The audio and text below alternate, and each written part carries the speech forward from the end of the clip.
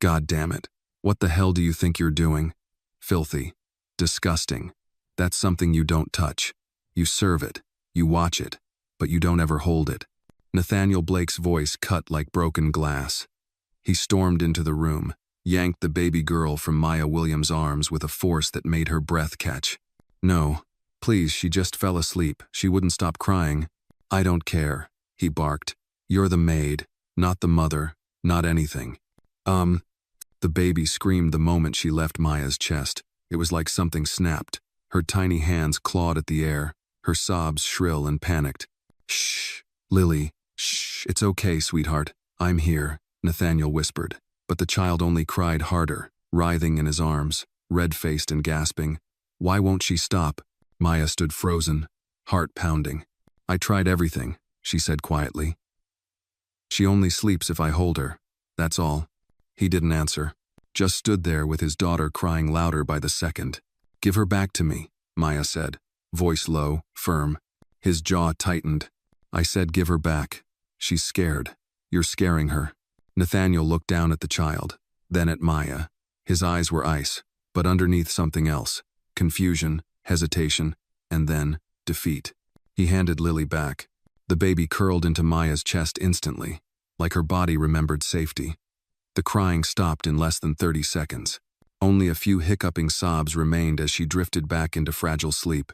Maya held her close, sitting back onto the rug, rocking gently, murmuring without thinking. I got you, little one. Nathaniel stood still, silent, watching. That night, no one spoke again, but the house felt colder. Maya laid Lily down gently in her crib hours later. She didn't sleep at all. By morning, Mrs. Delaney found her sitting in the corner of the nursery, eyes wide, hands still trembling.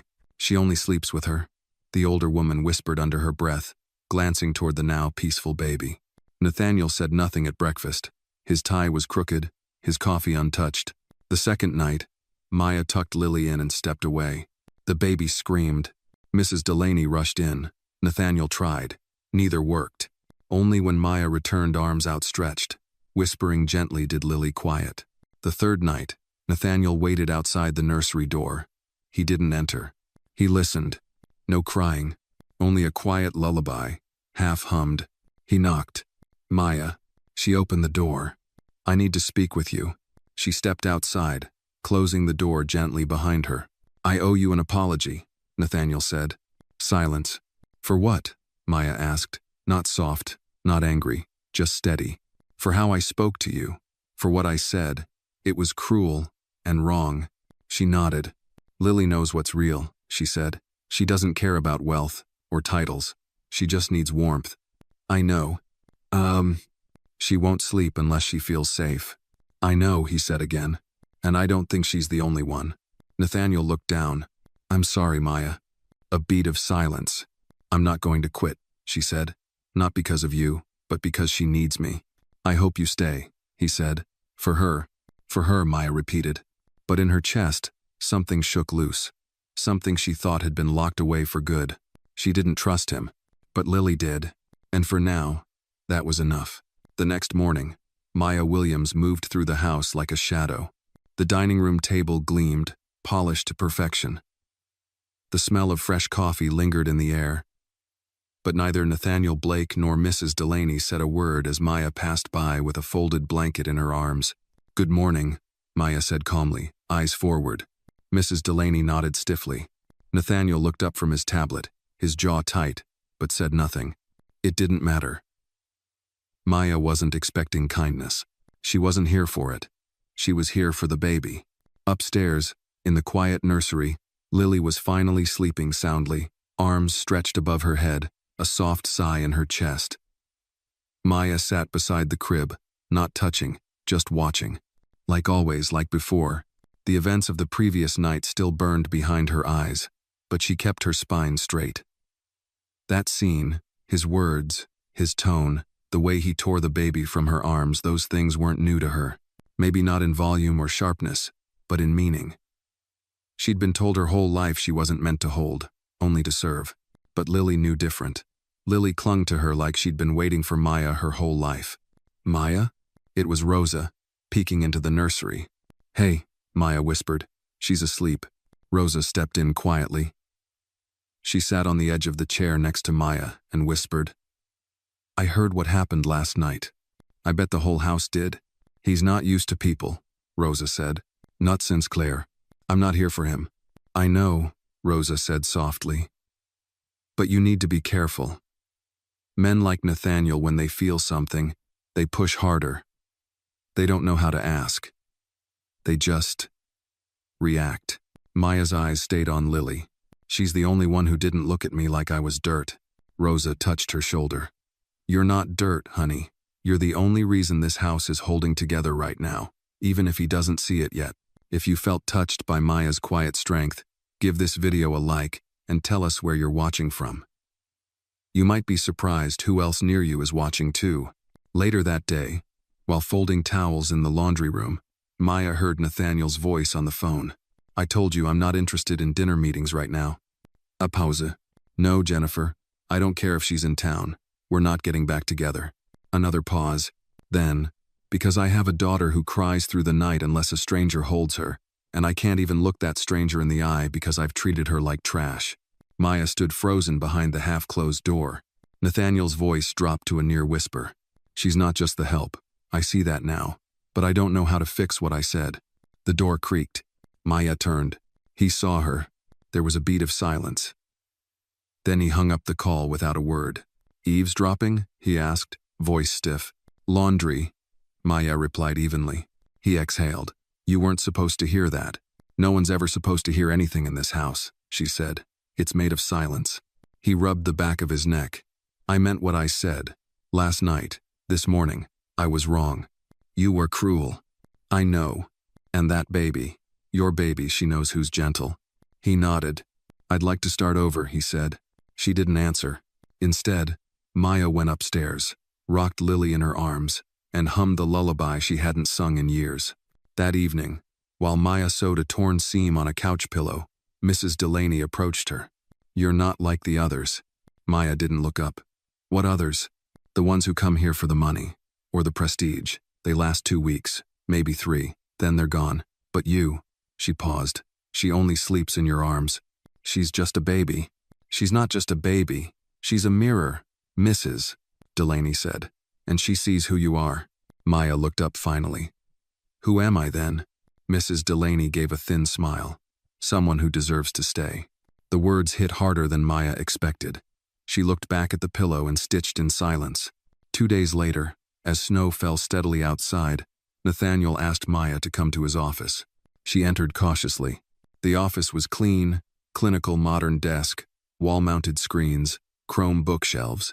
I want to show you something, he said. On the screen, a wireframe of an app, bright colors, icons, labels, a tab that read, Single Mom Support. What is this? My next project, a digital hub for single mothers, resources, legal aid, childcare options. I started it after Claire left, but the team, most of them are men. They don't understand what's really needed.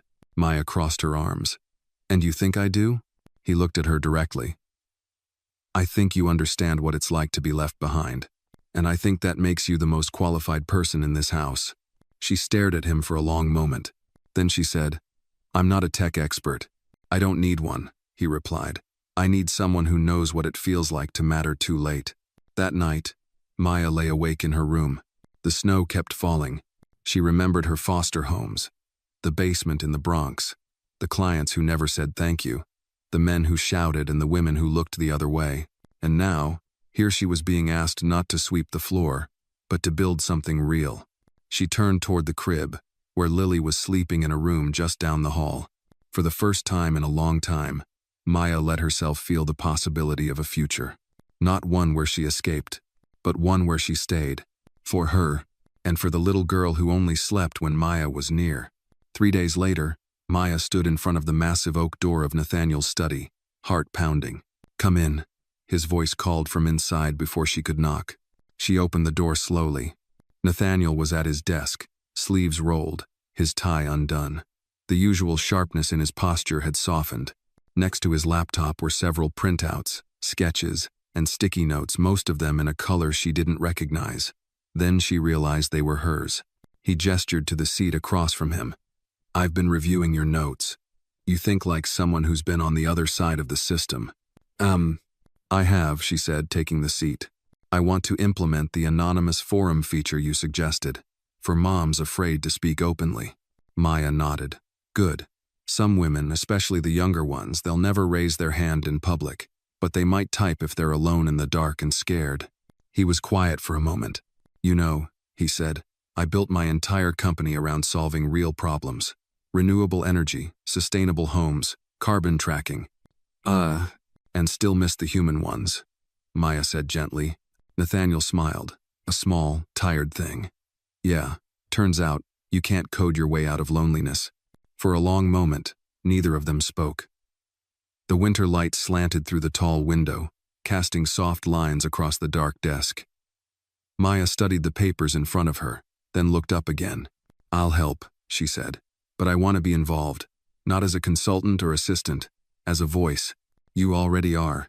"No," she said firmer. "You said you wanted to start over. This is how it begins. You don't just ask for insight when it's convenient. You build from trust." He met her eyes. "Deal." Later that evening, Maya stepped into the nursery and found Lily standing in her crib barefoot, cheeks flushed, babbling toward the door as if she'd known Maya was coming. The moment Maya walked in, the little girl reached out both arms. "Hi there," Maya whispered, scooping her up. "Did you miss me, troublemaker?" Lily buried her face in Maya's neck with a tiny sigh. Maya settled with her into the rocking chair by the window. Snow had returned, blanketing the pine trees outside. She rocked slowly, humming the same tune from that first night. Lily was heavier now, sleepier, more at peace. Mrs. Delaney appeared in the doorway minutes later, a steaming mug in hand. "You looked like you needed this," she said, offering the tea. Maya smiled. "You read minds now?" "No, just faces. Yours is easier than you think." They sat in silence while Lily dozed off again. "You're different," Mrs. Delaney said finally, "since you started helping with the app. I'm not just folding laundry anymore. Number your scene. And that's something many of us wait our whole lives for." Maya nodded slowly. "I'm still getting used to it." "You'll never get used to it," Mrs. Delaney said, "but you'll start believing it." That night, as Maya returned to her room, she found something unexpected on her bed. A book, small and cloth, bound. No note, no tag. Just a single blue ribbon tied around it. She opened it. "You deserve to be more than someone who survives." Her fingers paused on the handwritten inscription. It wasn't Rosa's handwriting, and it sure as hell wasn't Mrs. Delaney's bride. She closed the book and sat down on the edge of the bed, heart loud in her chest. Over the next week, things shifted in small, nearly invisible ways. Nathaniel started eating breakfast in the dining room again. Not every day, but more than before. When he passed Maya in the hallway, he didn't look through her. He looked at her. Lily grew more attached, reaching for Maya before anyone else, laughing when she entered the room, refusing food unless Maya sat beside her. Maya tried not to read too far into it, until one night, while going over the app features in the study, Nathaniel asked, "What did you want to be when you were younger?" Maya blinked. "You mean before my life started breaking things?" He didn't smile. "I mean it," he said. She looked at her hands. "A nurse, then maybe a teacher, then neither. I realized early that the world doesn't hand out jobs to people like me, so I learned to mop floors and stitch buttons." "You do more than stitch buttons." Maya raised an eyebrow. "That's supposed to be a compliment?" "Yes." She gave him a small, reluctant smile. "And you?" she asked. "What did you want to be?" Nathaniel hesitated. "A husband," he said finally. "A good one. And a father that didn't feel like a stranger in his own home." Silence filled the room. Maya's voice softened. "You're not a stranger to her. Not anymore." He looked down at the table. "She laughs when you walk in, Nathaniel. That's not nothing." He exhaled. "You call me Nathaniel now." You said we were starting over." He looked up at her, and for the first time since she met him, Maya saw something exposed, unarmored, raw. "I'm trying," he said quietly. She nodded. "So am I." A few nights later, the generator cut out for 2 hours during a snowstorm. Most of the staff had gone home early due to the weather. It was just Maya, Nathaniel, and Lily in the house. Maya found him in the kitchen, barefoot, shirt sleeves rolled, trying to boil water with a camping stove. "You look ridiculous," she said. "I'm aware." She moved beside him, grabbed the second pot. "Let me." He stepped back. "You always know what to do," he said. "No," she replied. "But I always do something. That's the difference." A pause. "She cried less this week. Because you stopped looking at her like a responsibility," Maya said. "You started holding her like she mattered." Nathaniel nodded slowly. "Thank you, Maya." "For what?" "For not leaving." She looked at him, long and level. "I almost did," she said. "Twice." "What stopped you?" She smiled faintly. "She held on to me. Even when I couldn't hold myself." The wind howled outside, the stove hissed, and in the dim light, something between them steadied, not fragile, not forced, just there, quiet, growing. The snowstorm lasted through the weekend. By Monday morning, the world outside the Blake estate was buried under 2 feet of silence. Even the pine trees looked bent, their shoulders sagging beneath the weight of winter. Inside, the house was unusually warm, fireplaces lit, soft jazz echoing faintly through the hallways. Maya stood in the nursery, swaddling Lily after her morning bath, the baby's cheeks rosy from steam and giggles. "You're getting so big," Maya murmured, tucking the blanket beneath Lily's chin. "Soon you'll be bossing all of us around." Lily cooed in reply, her fingers finding Maya's braid and tugging gently. Downstairs, Nathaniel sat at the breakfast table, stirring his coffee but not drinking it. He glanced up every few seconds toward the staircase, as if waiting for something or someone. "Expecting a call?" Mrs. Delaney asked, setting down a plate of toast. "Number just," thinking. She didn't press.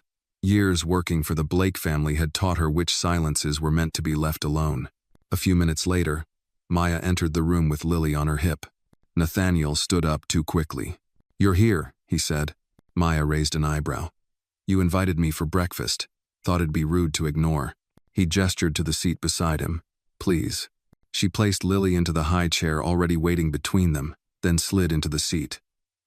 For a moment, the three of them sat there like any other family, quiet, comfortable, unremarkable.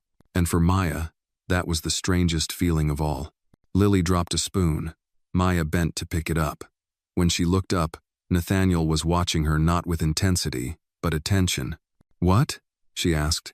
"Nothing," he said, though his expression said otherwise. After breakfast, Nathaniel followed Maya to the nursery. She didn't mind. Lily had fallen asleep mid-play, her tiny arms wrapped around a stuffed bear Maya had sewn back together last week. "She's grown fast," he said, glancing at the crib. "Babies do that when they're safe," Maya replied, gently straightening the blanket. Nathaniel leaned against the doorway, arms crossed. "I've been thinking about expanding the app, adding a section for caretakers, nannies, foster parents, even volunteers, people like you." "I'm not like them," Maya said, not looking up. "Most of them get to go home." He paused. "What if this became home?" She turned slowly. "What are you saying?" "I'm saying," he hesitated, "you've become more than part of the staff. You're part of this place, of Lily's life, of mine." Maya stood straighter. Her voice was even. "Are you offering me a job or a future?" He blinked, caught off guard. "I'm offering a choice, to stay, not because of obligation, but because you belong here." Maya studied him, her gaze sharp. "You can't say things like that without knowing what they mean." "I do," he said quietly, "and I'm not asking for an answer today." She nodded. "Good, because I don't have one." Later that evening, Maya found herself standing alone in the library. The fire crackled low, casting long shadows across the bookshelves. She wandered between them, fingertips brushing the spines, stopping only when she found the small cloth-bound book from her bed, the one with the ribbon. She opened it again. "You deserve to be more than someone who survives." The handwriting was unmistakably Nathaniel's. She closed the book, held it to her chest. Behind her, the door creaked open. "You left this," his voice said. "I know," Maya replied without turning. He stepped inside, his tone careful. "I wrote it before I was ready to say it out loud. And now? Now I'm trying to be a man who says the right things before it's too late." Maya turned to face him. "I've been in too many rooms where people said the right things, but none of them stayed." "I will," he said, "if you'll let me." She didn't smile, but something in her shoulders softened. Then stay, she said. But not just when the fire is lit and the room is quiet. Stay when it's cold, when it's messy. When Lily's teething and I'm tired, and your schedule is a mess. I will, he said again. Maya nodded once. That's a start. That night, Lily woke up crying around 2 a.m. Maya was already halfway to the nursery when she heard it, but when she opened the door, Nathaniel was there, cradling Lily in his arms, gently bouncing her, whispering a lullaby Maya had sung 100 times. He didn't see her at first, but when he did, he didn't flinch. He just kept rocking. She wouldn't settle at first, he whispered. Then I remembered your hum. The rhythm. I tried it. I think it worked. Maya walked in slowly, standing beside him. You're doing fine, she said. He looked down at the baby, then back at Maya. So are you.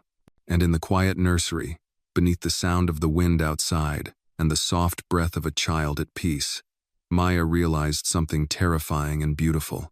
She was no longer waiting to be seen. She already was. Tea started with laughter. Not loud, not forced, just soft, surprised, and utterly unplanned.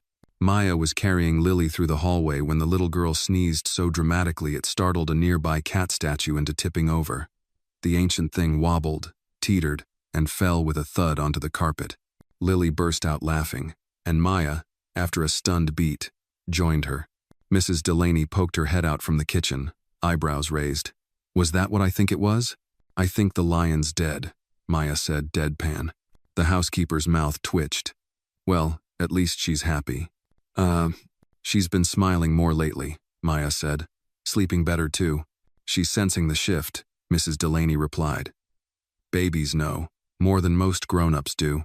Maya looked down at Lily, who was now trying to grab her necklace. Yeah, she murmured. She knows. Later that day, Nathaniel knocked on the nursery door.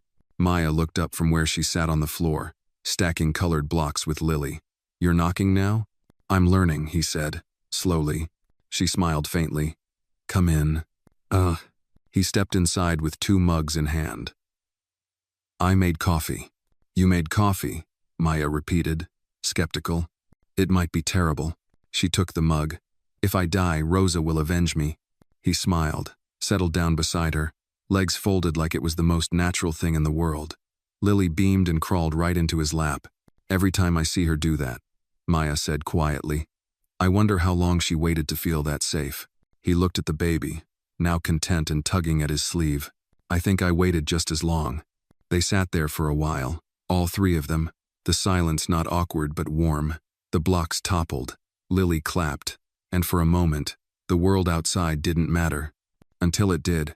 It was just after sunset when the phone rang sharp, shrill, demanding. Nathaniel answered in the hallway. Maya could hear his voice, low but tense, though she couldn't make out the words. When he returned, his face was different, closed, controlled. What is it? She asked. He hesitated. Claire's coming. Maya's fingers froze mid-fold over Lily's blanket. Claire? She wants to see Lily. Maya's voice dropped. Why now? I don't know, he said. She didn't say much, just that she's in town and wants to talk. When? Tomorrow. Maya nodded once stiffly. Right. Nathaniel stepped closer. Maya. No, she said. It's fine. She's Lily's mother. I didn't say that to hurt you. You didn't have to, she replied. It's just the truth. That night, Maya didn't sleep. She lay awake staring at the ceiling, the baby monitor beside her bed humming softly. Every so often, she'd glance at it, as if expecting Lily to disappear. In the morning, she dressed Lily in a soft yellow sweater, the one with the embroidered sun on the pocket. She brushed her tiny curls and hummed as she worked, but her fingers shook. Nathaniel found her in the nursery, silent and still, holding Lily longer than usual. You okay? He asked. She looks like her, Maya said. Same eyes. She's not her, he said. No, Maya replied. She's better. The front doorbell rang. Claire Morgan stood in the entryway like a woman out of a magazine, tall, poised, wrapped in a caramel-colored coat, curls perfectly arranged. Her smile was hesitant, almost shy. Hi, she said softly. Nathaniel nodded. Claire. Maya didn't speak. Claire's eyes drifted toward Lily, who clung tightly to Maya's shirt. "She's gotten big," Claire whispered. "May I?" Maya hesitated. Nathaniel stepped forward. "Let me." He took Lily carefully from Maya's arms. The baby whimpered, not quite crying, but clearly uneasy. Claire opened her arms, and Nathaniel handed the child over. For a brief moment, it looked like something from a picture, a mother and child, soft light, familiar touch. But then Lily began to cry. A soft whimper at first, then louder, more panicked. Claire tried to soothe her. "Shh, it's okay, baby girl. Mommy's here." Lily screamed. Nathaniel stepped in, but it was Maya who moved first. She reached out instinctively. "Lily." The baby reached back, trembling, tears running down her face. Maya took her, held her close. Within seconds, the cries quieted into hiccups. Claire stood frozen. "She doesn't know me," she said, voice breaking. "She knows who stayed," Maya said softly. Nathaniel didn't say anything. Claire turned to him. "I shouldn't have come. You wanted to see her." I thought it would feel different," Claire said. "But you already have a family." She looked at Maya. "I didn't expect you." "I didn't expect me either," Maya said, not unkindly. Claire's shoulders dropped. "I don't know where I belong anymore." Nathaniel's voice was calm. "That's not something I can answer for you." Claire nodded. "I'll go." She walked toward the door, then paused. "She's happy," Claire said. "I didn't think I'd be relieved by that, but I am." And then she was gone. The silence in the foyer was heavy. Maya stood there, Lily still clinging to her. "I didn't mean to say that," she whispered. "About knowing who stayed. It needed to be said," Nathaniel replied. He stepped closer. "She doesn't just need love. She needs consistency. You've been her whole world." Maya looked down at the little girl in her arms. "I'm afraid I don't know how to be a mother," she said. "Neither do I," he admitted. "But maybe we're learning together." Maya glanced up at him. "And what are we to each other, Nathaniel?" His answer was quiet, firm. "We're the people who didn't run." And in that moment, standing in the quiet warmth of the entryway, holding a child who had stopped crying, Maya understood that she wasn't a visitor anymore. She was home. The following morning began with golden sunlight pouring through the frosted windows of the nursery, casting soft halos around the edges of the crib. Lily was still asleep, curled on her side, one chubby fist tucked beneath her cheek, the yellow sweater Maya had chosen yesterday still warm from the night. Maya sat quietly beside her, knees pulled to her chest on the rocking chair, coffee in hand, but it had long gone cold. Downstairs, the house moved with a quiet rhythm. Rosa was humming in the kitchen. Somewhere, Mrs. Delaney was organizing linens like she always did on Thursdays. Nathaniel hadn't come down yet. Or maybe he had, and Maya simply didn't hear. She hadn't left the nursery since Claire walked out that door the day before. She hadn't been able to. Her chest still felt too full, too unsure. Everything Claire had brought with her questions, memories, silence. It still lingered in the corners of the room, like perfume that didn't belong. She brushed a curl off Lily's forehead and whispered, "You okay, sunshine?" Lily shifted, made a soft noise, then returned to sleep. Maya closed her eyes. The silence held. Then a quiet knock on the nursery door. "Yeah?" she said. Nathaniel stepped in, holding 2 fresh mugs of coffee. "This one's not poison," he said. "That's a shame," Maya replied. "Might have needed it." He offered her the mug. She took it but didn't drink right away. He sat on the rug, arms resting on his knees, like he had nowhere more important to be in the world. "You didn't sleep," he said. "I was afraid I'd wake up and she'd be gone." "Oh." Nathaniel looked toward the crib. "She's not." "I know, but my body doesn't." A pause. Then, "Yesterday what you said to Claire, about who stayed." Maya shifted. "I shouldn't have said it in front of Lily." "You were right," Nathaniel said. "That doesn't mean it didn't hurt." "She didn't come back to take her," he said. "She came back to see if she still fit, and she realized she didn't." Maya looked down at the rim of her cup. "You okay?" he asked. "I don't know, but I'm still here." That counts for a lot." She looked at him now, fully. His hair was a little tousled, like he hadn't even glanced in a mirror. His shirt was wrinkled. His eyes were soft. "You've changed," she said. He blinked. "How so?" "You used to stand like you owned the room. Now you sit like you want to belong in it." Nathaniel exhaled a small laugh. You make me sound like a stray dog. You were. They both smiled. Then Lily stirred, stretching like a kitten waking from a dream. Her eyes blinked open, searching the room, and when they landed on Maya, her face lit up. Hey there, Maya whispered, standing and leaning over the crib. Lily reached up, and Maya, without hesitation, picked her up and held her tight. Later that afternoon, Nathaniel asked Maya to join a virtual team meeting for the app. She hesitated at first. Sitting in on a call with engineers, designers, and business strategists wasn't exactly what she signed up for, but he insisted. They need a perspective they don't have, he said. You bring that. Maya sat beside him at his desk, still holding Lily, who gnawed contentedly on a rubber giraffe. On the screen, 6 squares lit up young professionals in sleek glasses and polished backgrounds. They looked like they lived in cities where coffee cost $8 and time was currency. Maya, Nathaniel said, addressing the team, has agreed to help us shape the community section. She'll be leading user insights. There was a pause. Then a woman named Carly said, You're the one who suggested anonymous forums, right? That's been our most requested feature since soft launch. Maya blinked. Yes, I guess that was me.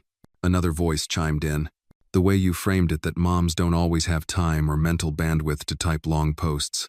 That sometimes they just need to press a button and feel seen, that really helped us rework the interface. Maya blinked again. I just said what I wish I'd had. The call continued. More technical now, but Maya stayed. She took notes, she asked questions, and when it ended, Nathaniel turned to her. Well, that was terrifying, she said. But also, it felt like I mattered. You do, he said. That night, Nathaniel cooked dinner, or tried to. Maya entered the kitchen to the smell of something burning, and the sight of him fanning smoke away from the stove. Is that supposed to be lasagna? She asked. No, he said quickly. It's a learning experience. She laughed. Move over. Together, they salvaged what they could. Maya added seasoning. Nathaniel opened a bottle of wine. Lily sat in her high chair nibbling on bits of toast, watching them like they were a sitcom.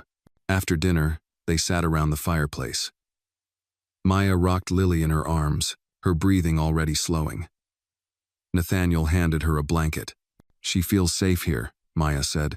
She's not the only one, he replied. Maya looked up. I want this to last, he said. Not just the app. Not just the way Lily stopped crying at night.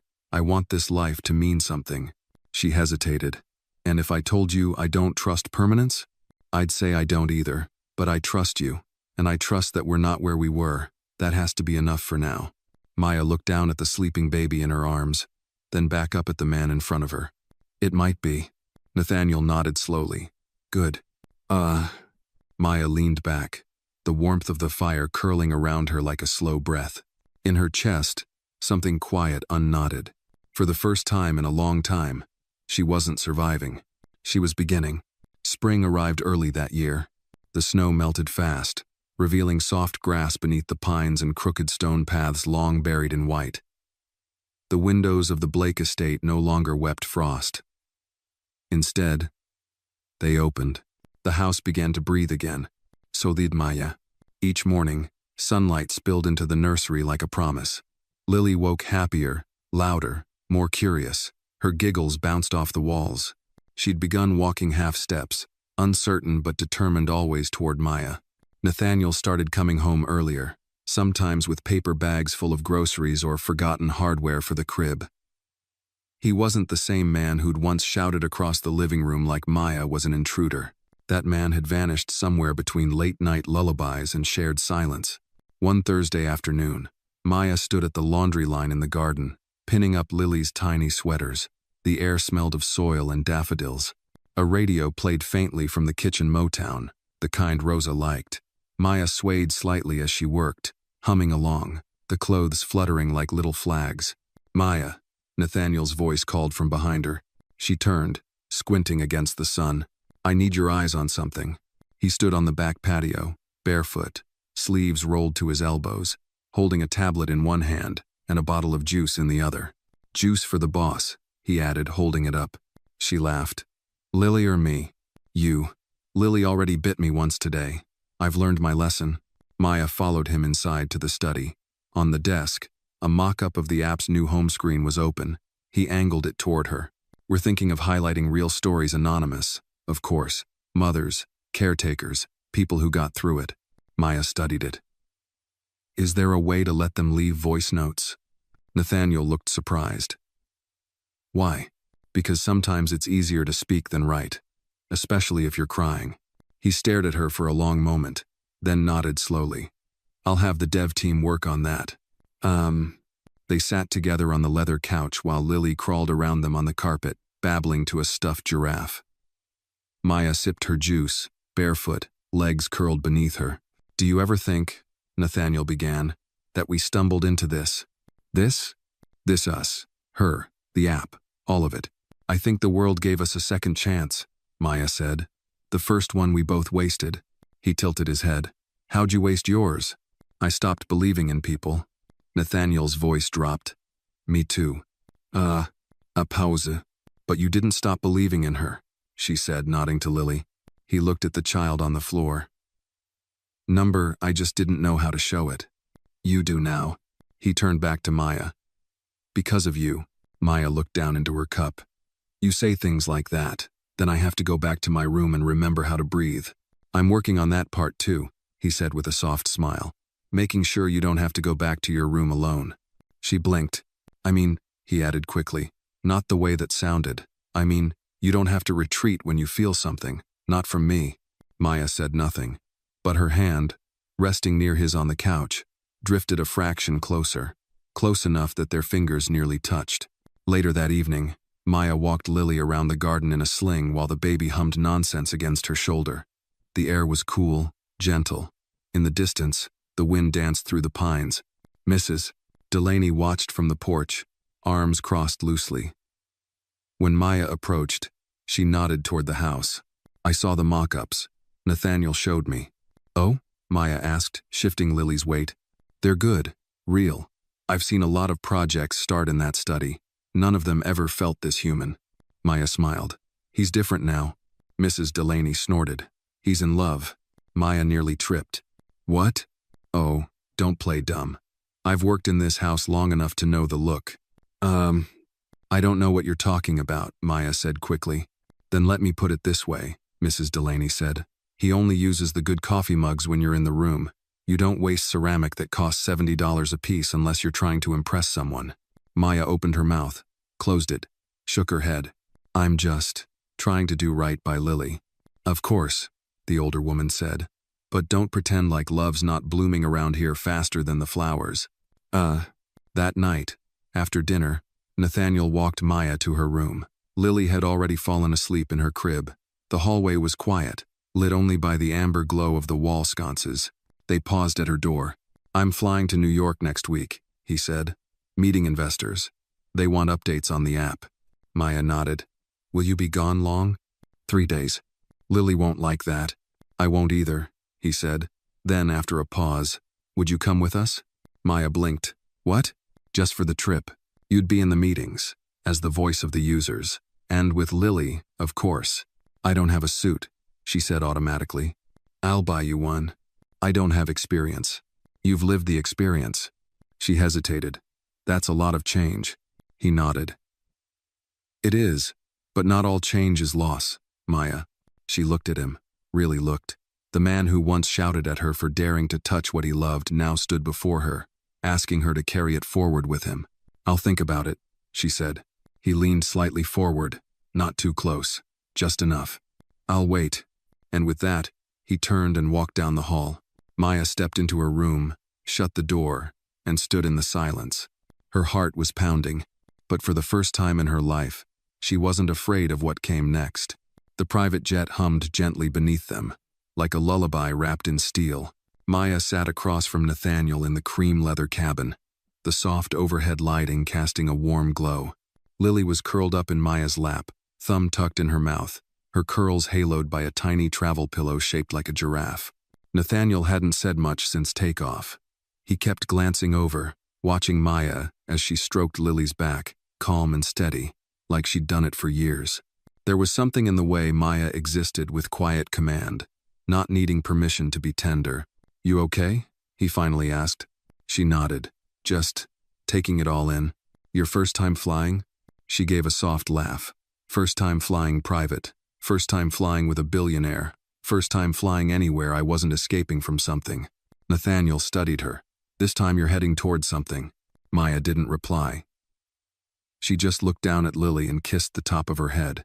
In New York, the hotel suite was nothing short of absurd glass walls, a piano no one played, a kitchen larger than most apartments.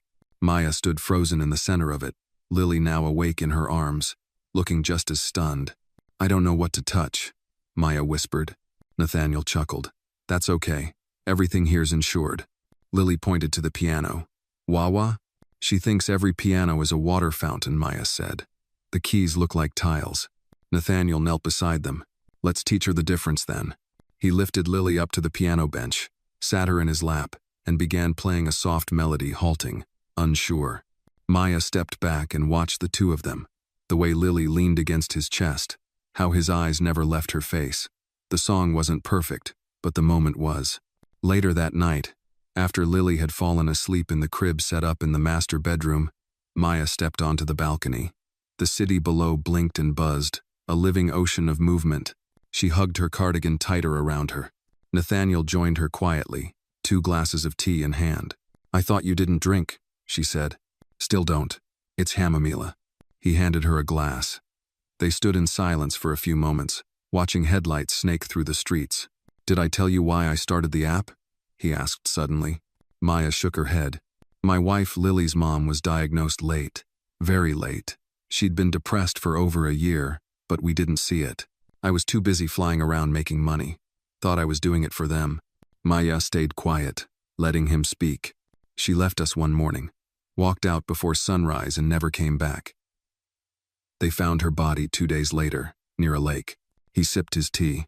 "I kept thinking, if we'd had something like this, something anonymous where she could have spoken without shame, maybe she'd still be here." "I'm sorry," Maya said. She was kind in a way that scared people, because when someone sees you that deeply, you either open up or run. He turned to her. "You remind me of her, not in appearance, in heart." Maya's breath caught. "I don't say that lightly," he added. "But watching you with Lily, watching you care for someone that isn't yours, like she's blood that's not ordinary." "She is mine," Maya said softly. "Not by blood, maybe, but by everything else." He smiled. "I think she'd say the same." They stood there a little longer. Then Nathaniel looked down at the street and said, "You ever think about what you want? I mean, really want?" "I used to," she said. "Then life taught me not to." "Well," he said, "maybe it's time you start again." The next morning, Maya sat at a polished conference table in a glass tower high above the streets. Her hands trembled slightly in her lap.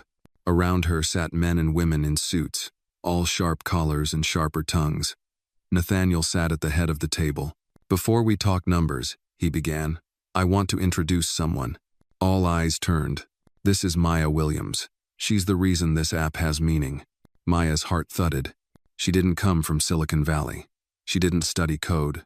She didn't intern with Google. But she knows something most of us forgot: how it feels to be invisible, and how powerful it is when someone finally sees you. He turned to her. "Maya?" She stood slowly. Her voice wavered at first. "I used to think survival was the goal," she began. "That if you could get through the day without crying or breaking or begging, you were doing okay." She looked at them, these people with their pens and spreadsheets. "But surviving isn't living, and most of the people you want to reach with this app, they're not living. They're enduring. What they need isn't more features, it's more humanity." She sat down. The room was silent. Then someone clapped. Then another. And soon the whole table was applauding. After the meeting, Nathaniel walked beside her in the hallway. "You just closed the deal," he said. "I thought that was your job." "It was. Until now." He paused. "I don't want you to be the nanny anymore." Maya stopped walking. "What?" "I want you to be head of community development. Full salary, full benefits, your own team." She blinked. "You're serious?" "As a heart attack. I've never even run an office. You've run a household. You've managed crises. You've spoken truth to power. That's more than most CEOs can say." He stepped closer. I see you, Maya. All of you. She swallowed hard. And if you say yes, this city will see you too. Maya looked out at the skyline through the massive windows. New York had always been the place where dreams were too expensive for girls like her. But maybe not anymore. Okay, she said quietly, and for the first time in her life, the word okay felt like the start of everything. The office door clicked shut behind her. Maya stood in the center of her new workspace, a corner suite wrapped in floor-to-ceiling glass. The view stretched across Manhattan, glittering in the late afternoon sun. A leather chair, a wide walnut desk, a nameplate already engraved, Maya Williams, head of community development. She sat slowly, hands hovering over the desk's polished surface. Just days ago, she'd been folding laundry in a stranger's mansion, sleeping on the floor beside a toddler. Now, she had an office bigger than the apartment she grew up in. A soft knock interrupted her thoughts. "Come in," she said. Nathaniel stepped in, holding 2 coffees. "You still drink it with a splash of oat milk?" Maya smiled. "You remembered." He handed her the cup. "You start tomorrow, officially, but I wanted you to see it first. It's yours now." She turned back toward the window. "It doesn't feel real." "Give it time," he said. "You'll be running this building by fall." Maya chuckled. "Let me learn the printer first." He laughed, but his tone softened. "You earned this, Maya. Don't ever doubt that." "I'm trying not to," she whispered. The next morning, Maya arrived early. She wore a simple navy dress and flats, her hair pulled into a neat bun. Lily had cried when she left the hotel room only for a moment, but it had pierced her heart like a shard of glass. Nathaniel had kissed Lily's cheek and told her Mommy Maya would be back soon. The words had stayed with her all day. At 8 a.m. sharp, her new assistant, Carla, walked in. "Good morning, Miss Williams," she said briskly. "Here's your schedule. First meetings at 9, then a walkthrough with legal, then press." Maya blinked. "Press?" Carla smiled. "You're the heart of the story. Everyone wants to meet the woman behind the app." "Okay." Maya took a breath. "Let's do it." The morning flew by. At the 9 a.m. meeting, she spoke about expanding community outreach, creating a platform for unheard voices, building trust before building tech. The room nodded, took notes. At noon, she met with legal, discussing policies to protect vulnerable users. By 1 p.m., she hadn't eaten, but she felt electrified. And then came the press. A soft-spoken woman with a notepad and sharp eyes sat across from her in the lounge. "Miss Williams," she said, "can you tell me what this opportunity means to you?" Maya hesitated, then leaned forward. "I've been invisible for most of my life," she said. "Poor, homeless, cleaning homes for people who wouldn't look me in the eye. So this," she gestured to the office, "this isn't just a job. It's a second chance, maybe a first. And what do you hope to do with it?" "I want to build something that reaches people like the girl I used to be," Maya said. "People who've been dismissed, forgotten, abused. I want them to know their stories matter, that someone's listening." The reporter nodded, her eyes glistening.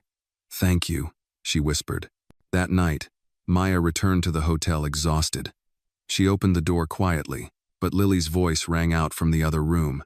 "Maya, The little girl came running barefoot, arms wide, crashing into Maya's legs. "Hey baby," Maya whispered, lifting her. "Did you have fun today?" Lily nodded. "Daddy made pancakes, but I missed you." Maya kissed her cheek. "I missed you more." Nathaniel appeared in the doorway, holding a pan with a smile. "There's one left, if you're lucky." Maya laughed. "Starving." Over dinner, they talked like a family. Nathaniel asked about her meetings. Lily interrupted with stories about cartoons and crayons.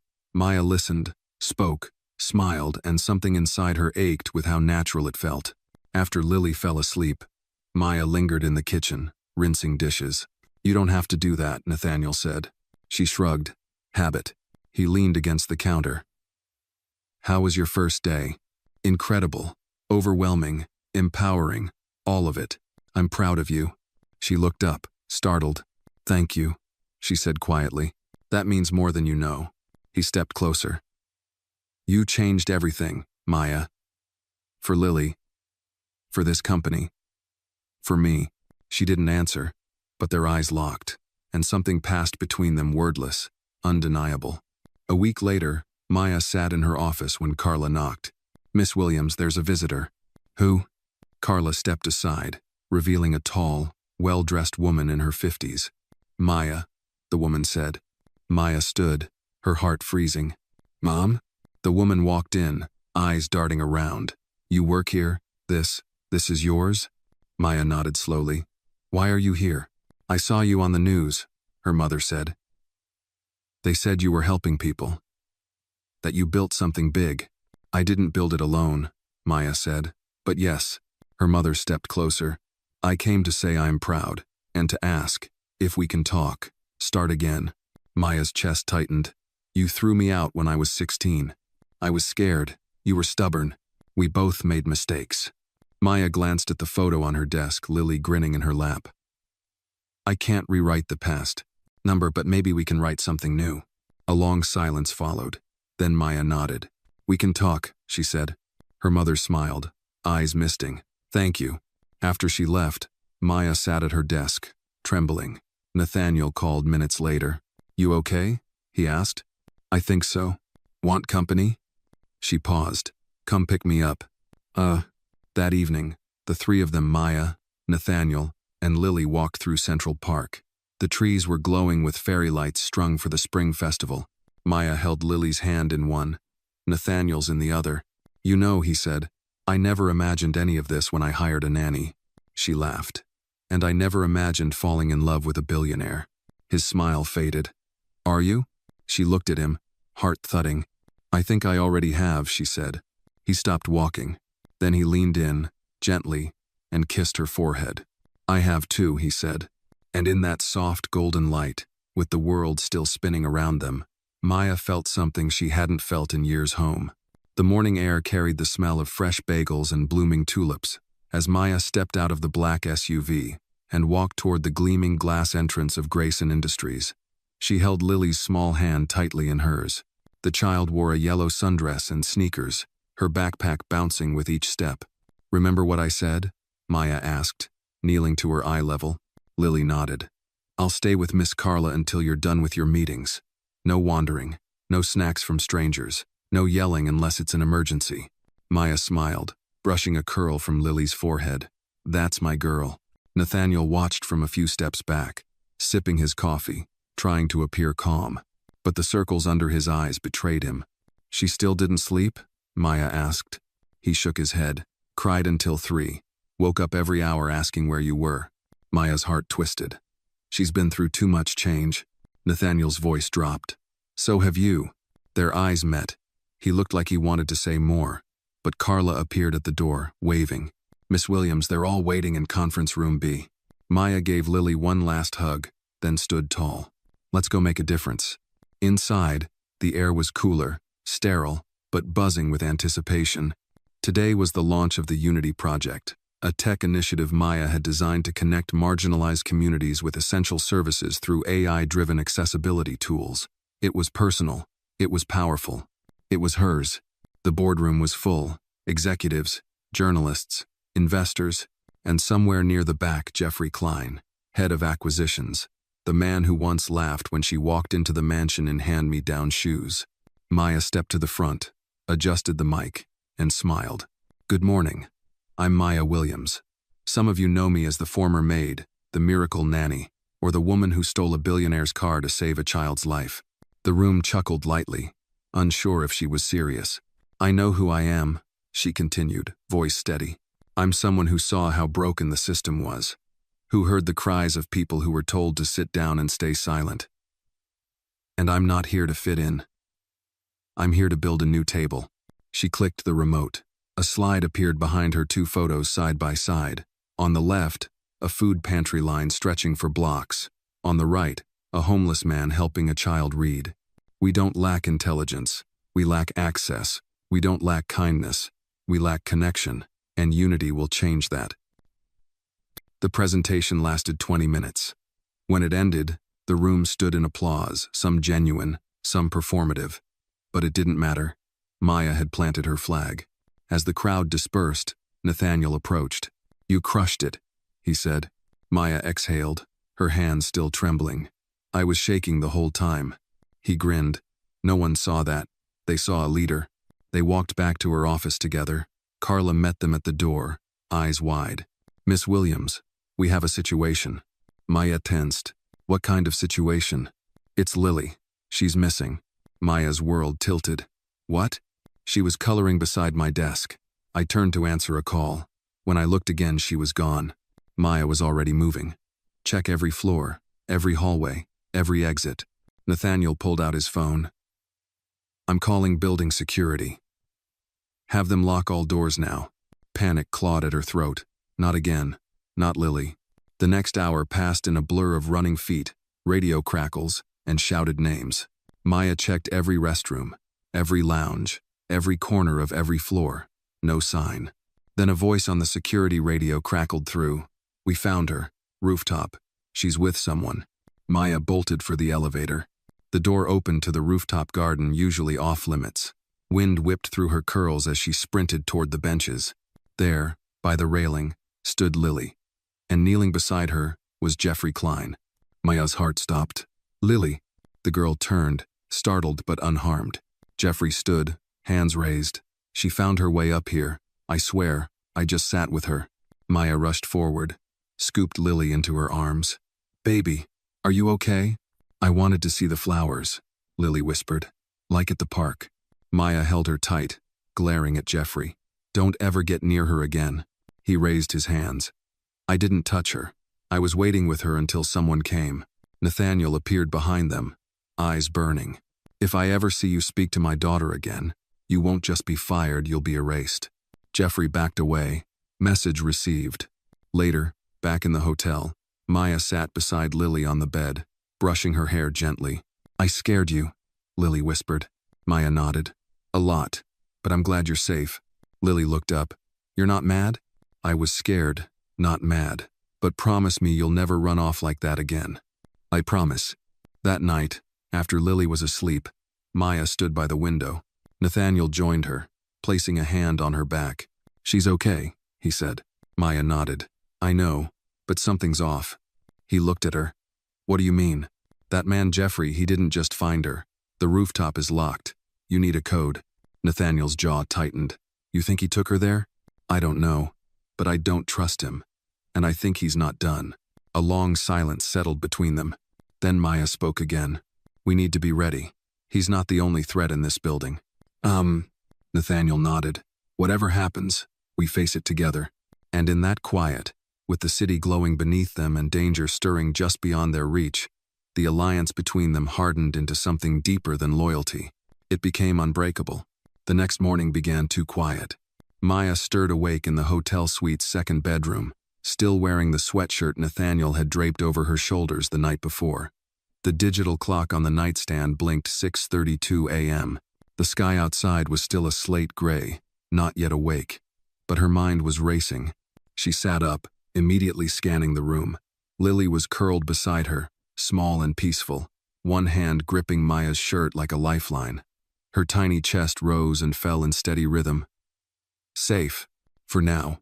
Maya gently slipped away and padded into the main room where Nathaniel sat on the couch, coffee in hand, suit half-buttoned. He didn't look up. "I called the building manager," he said. "The rooftop keypad was tampered with." Maya stopped cold. Tampered how? By someone who knew the override code.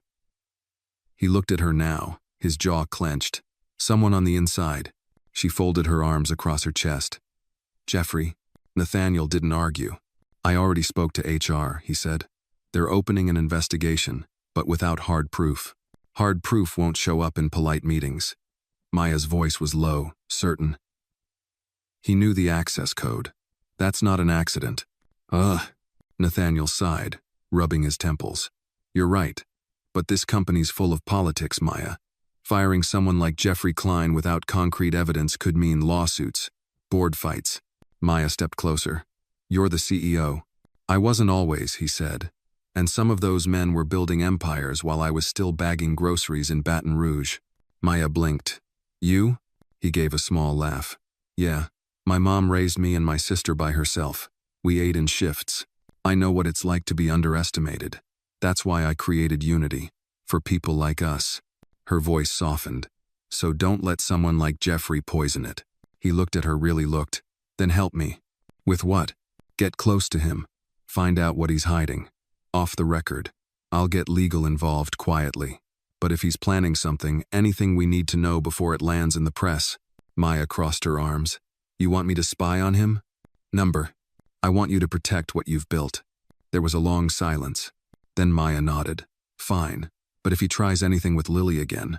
He won't, Nathaniel said, his voice hard. I promise. Later that day, Maya returned to the Grayson Industries campus. Her heels clicked on the marble floor with more weight than usual. Carla met her with a tight smile and a folder. He's in the innovation lab. Asked for you. Maya raised an eyebrow. Jeffrey did? Carla hesitated. He said he wanted to apologize. Maya didn't answer, just walked. The innovation lab was all glass walls and whiteboards, half Silicon Valley, half science fair. Jeffrey was inside, scribbling on a diagram of new software architecture. When he saw her, he smiled. Too wide. Maya, he said, lowering the marker. Thanks for coming. She didn't return the smile. You asked for me. He gestured to a chair. Sit. I'll stand. Jeffrey nodded, as if expecting it. Look, about yesterday. I know it looked bad, but I didn't touch your kid, I swear. You shouldn't have been anywhere near her. I know, and I'm sorry. Maya watched him closely. You left the board meeting early yesterday. Wasn't feeling well. You had time to override a rooftop security lock? His eyes narrowed. Are you accusing me of something? I'm just connecting dots. Jeffrey chuckled, stepping closer. You know, for a maid turned tech saint, you've got quite the bite. Maya didn't flinch. And you've got quite the ego for someone under investigation. His smile vanished. You think I'm stupid, Maya, he said, voice dropping. You think I don't see what this is? You're sleeping in the boss's penthouse, whispering in his ear, turning his daughter into a pawn, her hand curled into a fist. You don't belong here, he added. You belong back in the laundry room. Say that again, Maya said. But Jeffrey only smirked, turning back to his whiteboard. She walked out, chest tight, breath shallow. Back at her office, Nathaniel was waiting. He took one look at her face. What happened? He's not sorry, she said. He's planning something, and he's watching us. Nathaniel shut the door behind them. Then we hit first. He handed her a manila envelope. Inside were documents, financial records, transfers, names. We found an offshore account tied to him, Nathaniel said.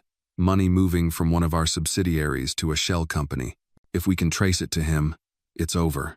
Maya flipped through the pages. You think he's embezzling? I think he's stealing more than money. I think he wants Unity gone. That night, Maya tucked Lily into bed, but the girl grabbed her hand before she could leave. Maya? Yeah, sweetie? Why are people so mean sometimes? Maya sat beside her, brushing her hair back. Because some people are scared of things they don't understand. Lily's eyes were wide. Like me? No, baby. You're light. They're scared of what you make them feel. Lily yawned. Will you stay till I fall asleep? Maya nodded. Always. As she sat beside her, listening to her breathing slow, Maya's phone buzzed. A message from Nathaniel. Tomorrow, 7 a.m. Executive boardroom. We confront him. Maya looked at Lily, then at the screen. She typed back one word. Ready. Because she was. Not just to protect Unity, but to protect every child who had ever been left behind, overlooked, or used as a tool by men in suits who thought power meant immunity. They were about to find out justice may be quiet, but it never forgets. The executive boardroom at Grayson Industries was colder than usual. Floor-to-ceiling windows reflected the silver dawn over Manhattan, casting pale light on the 12 chairs around the glossy obsidian table. Nathaniel sat at the head, suit impeccable, expression unreadable. Maya stood by the corner wall, arms crossed, holding a thin folder. Her eyes were sharp, but behind them resolve, not anger. Jeffrey strutted in 5 minutes late. He didn't apologize. Morning, he said, sliding into the chair directly across from Nathaniel. He adjusted his tie like he owned the room. Nathaniel spoke first. We have some irregularities to discuss. Jeffrey smirked. Must be serious if the cleaning lady's here. Maya didn't react, not even a blink. Nathaniel's voice was calm, even. We found an offshore account. Belize. 3 months ago, someone routed company funds through one of our shell subsidiaries. That account was traced back to an IP address from your office computer. Silence. Jeffrey scoffed.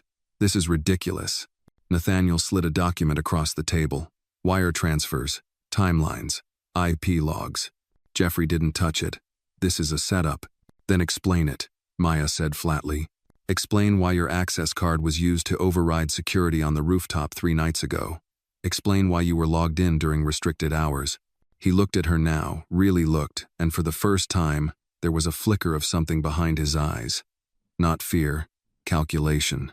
I want a lawyer. Nathaniel leaned back. You'll get one. After this meeting. Jeffrey's jaw twitched. You have no authority to suspend me. I do, Nathaniel said. Effective immediately. You'll be escorted out. Security is waiting. The boardroom door opened. 2 security officers stepped in, firm but silent. Jeffrey stood slowly, his face pale. Then he laughed a low, bitter sound. You think you've won? This place was built by men like me, not charity cases. He turned toward Maya. You're not a leader. You're a distraction. A symbol. A damn headline.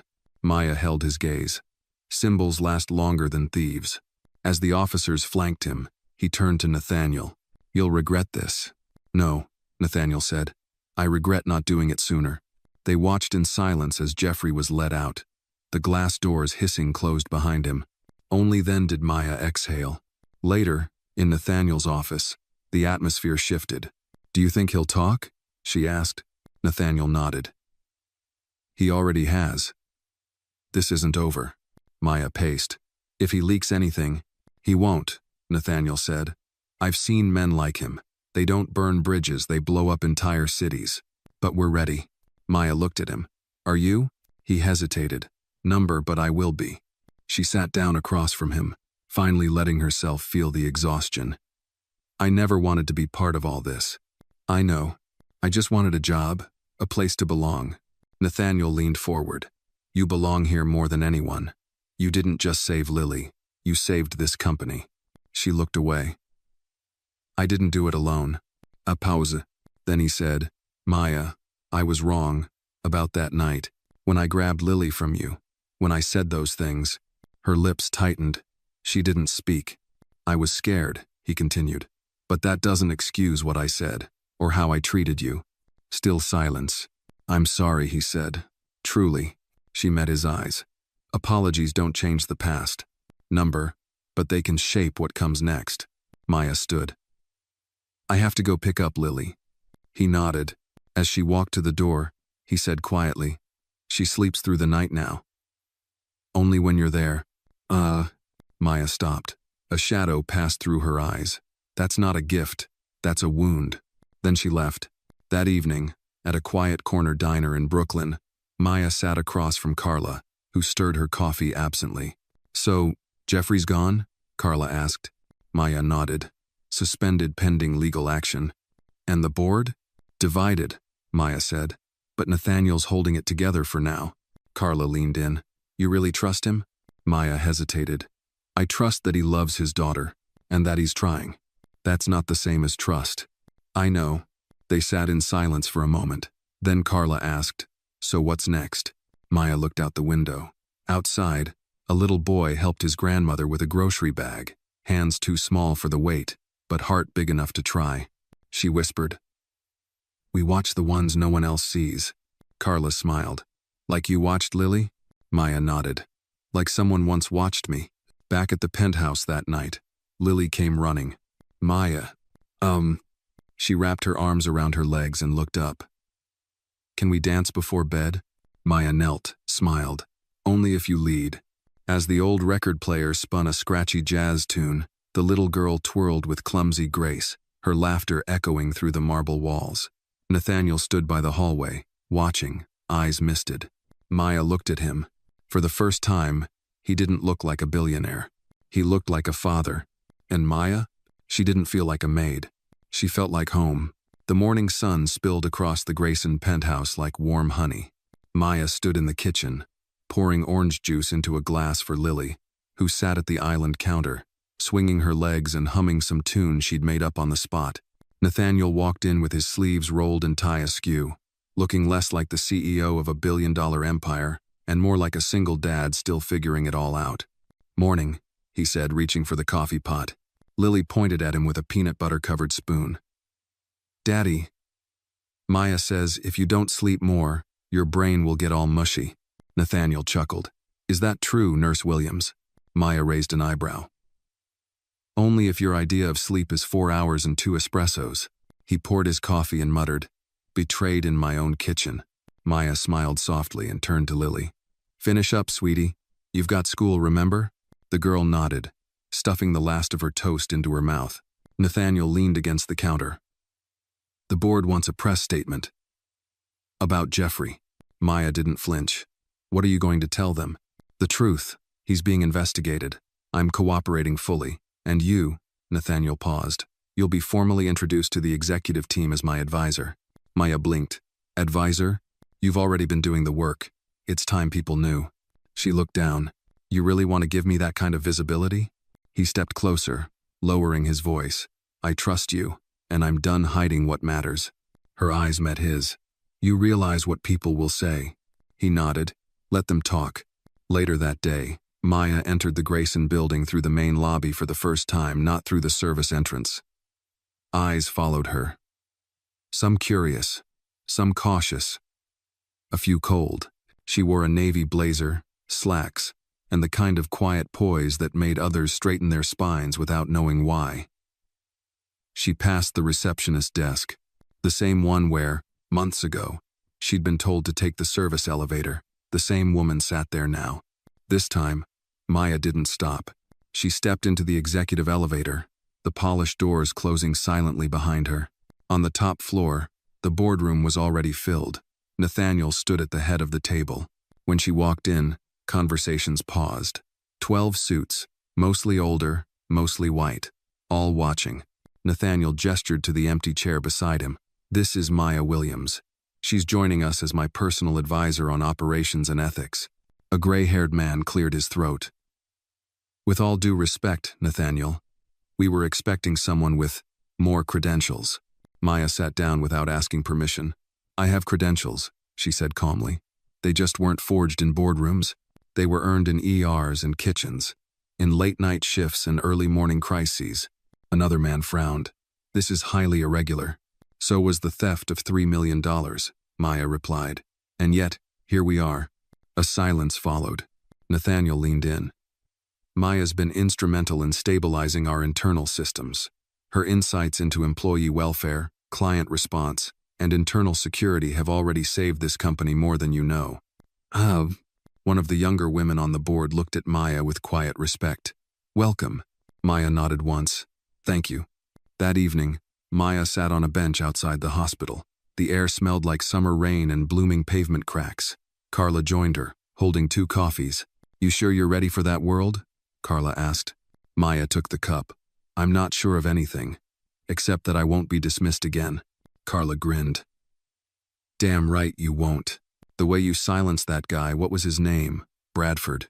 Bennett. Whatever. I thought his face was going to melt off." Maya smiled, sipping her coffee. "I wasn't trying to humiliate him. But it's fun when it happens anyway." They both laughed. Then Carla sobered. "Maya, you ever think about leaving?" "Leaving what?" "This city, this mess, starting over somewhere else, clean slate." Maya stared out at the city lights. "I used to think about running every day, but then I realized, if people like us keep running, there's never going to be anyone left to fight for the ones who can't." Carla looked at her. "You're not who you were 6 months ago." Maya turned. "None of us are." That night, back at the penthouse, Lily had a nightmare. Maya was asleep on the couch when she heard the cry. She didn't wait. She ran. Upstairs, Nathaniel was already holding his daughter, but she was trembling in his arms, inconsolable.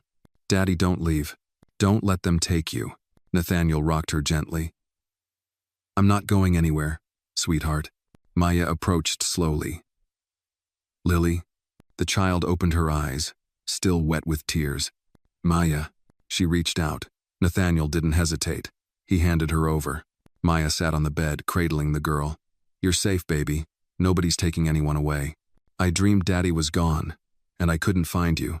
Nathaniel sat on the edge of the bed. You found her, though. Lily nodded against Maya's shoulder. Then nothing else matters, he said softly. They stayed like that a long time. Eventually, Maya laid Lily back down. The little girl's fingers clung to hers even as she drifted back to sleep. As Maya turned to leave, Nathaniel followed her out to the hallway. I've never seen her that scared, he whispered. She's been through a lot. So have you. Maya looked at him. We all carry something. He hesitated. Stay for dinner tomorrow. Just us three. No suits. No meetings. She raised an eyebrow. Is that a request? It's a hope. She smiled. Then I'll bring dessert. He smiled back. That night, as Maya walked home under the streetlights, she felt something she hadn't in a long time. Not peace. Not yet. But maybe the path to it. The next evening, the Grayson penthouse smelled like cinnamon and apples. Maya stood at the kitchen island, pulling a homemade pie from the oven with borrowed mitts. She wore a simple navy blouse and dark jeans, nothing fancy. But somehow it made her look more at home in that massive space than any of the designers who had ever stepped foot inside. Something smells illegal, Nathaniel said as he entered the room. It's legal in 49 states, Maya replied, setting the pie on the marble counter. Can't speak for Nevada. Nathaniel smirked. Is that your way of saying I should brace myself? No, she said, handing him a fork. It's my way of saying sit down and shut up before it cools. Lily came racing in, her curls bouncing with every step. Pie! Whoa, Nathaniel said, catching her mid-leap. Let's start with dinner first, okay? Lily pouted, but Maya made the pie. Maya leaned over. And Maya says pie tastes better when you've had your broccoli. Lily groaned dramatically and trudged toward the dining table. Dinner was loud. Lily told a wild story about her art teacher's parrot escaping during class and biting the vice principal. Nathaniel kept laughing with his mouth full, and Maya watched them both like a woman seeing sunlight after years of darkness. After dessert, Nathaniel leaned back in his chair, staring at Maya across the table. How did you learn to cook like that? She shrugged. You learn fast when you're broke, and all you've got is a sack of apples and a stubborn grandma. He smiled, then turned serious. Can I ask you something? Sure. Why didn't you leave after everything? After I screamed at you? After the accusations? Maya's fork clinked softly against her plate. She looked up, calm but steady. Because Lily needed me, and I wasn't going to let your anger become her trauma. Nathaniel exhaled slowly. You never owed me that grace. No, Maya said. I didn't. A silence settled over them, not uncomfortable. Just real. Lily had wandered off with a book, curled up in a chair in the corner, lost in her own world. Nathaniel looked at Maya again. You saved her. Not just during that night, but every day since. She saved me too, Maya said quietly. He nodded, emotion tightening his throat. I don't say thank you enough. You don't have to, but I will anyway. He paused. Thank you, Maya. Her eyes softened. You're welcome. 2 days later, Maya entered the boardroom again, this time with a different air. She carried a leather folder under one arm and wore a charcoal gray suit that Carla had helped her pick out. The mood in the room was tense.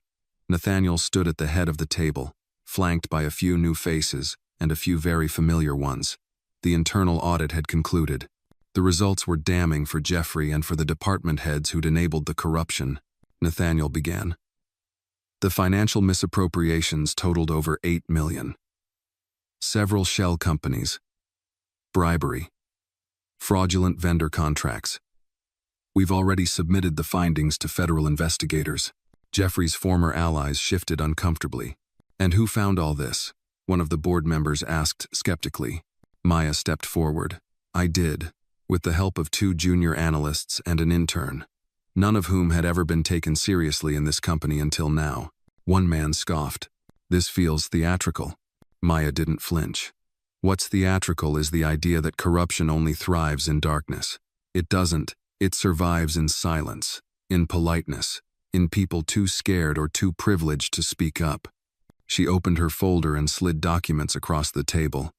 Here's proof. Cross-reference transactions, false invoices, testimonies. Another member leaned in, reading. His eyes widened. This is airtight. Nathaniel nodded. As of today, 3 executives are suspended pending legal action, and this company, my company, is shifting its culture.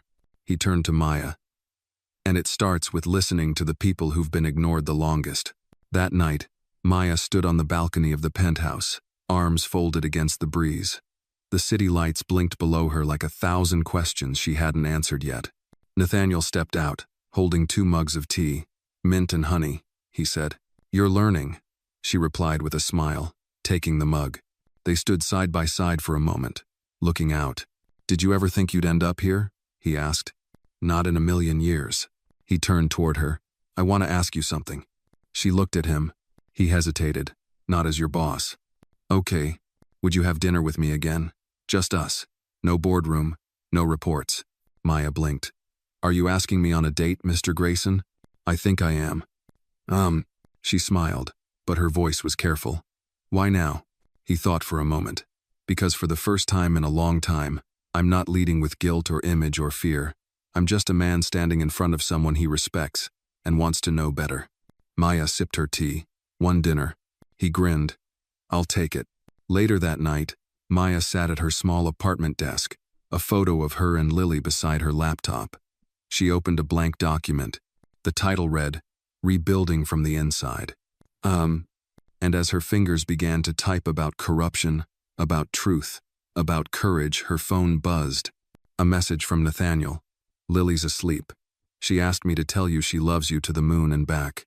Maya stared at the screen, then replied, Tell her I love her all the way to the stars. And for the first time in years, she didn't feel like a woman caught between 2 worlds. She felt like a bridge. And maybe, just maybe, a beginning.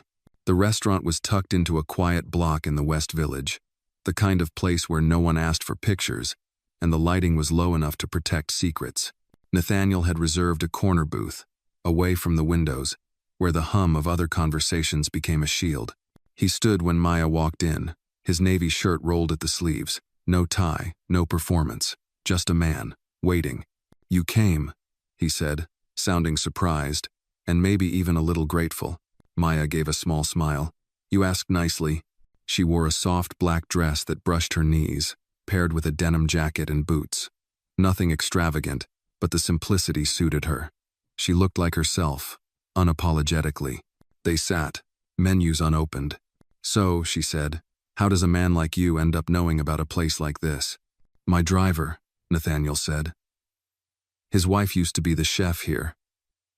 Said it's the only place in the city that still makes bread pudding like her grandma did. Maya raised a brow. Bread pudding? He leaned in. Don't knock it till you've tried it. They ordered simple dishes, roasted chicken, wild rice, red wine. Conversation came slower than usual, but not out of awkwardness, more like careful intention. Neither of them was trying to impress. They were trying to see. You know, Nathaniel said, slicing his chicken, I used to think control was the only way to survive, that if I just stayed sharp enough, fast enough, I could outmaneuver everything. Maya listened quietly.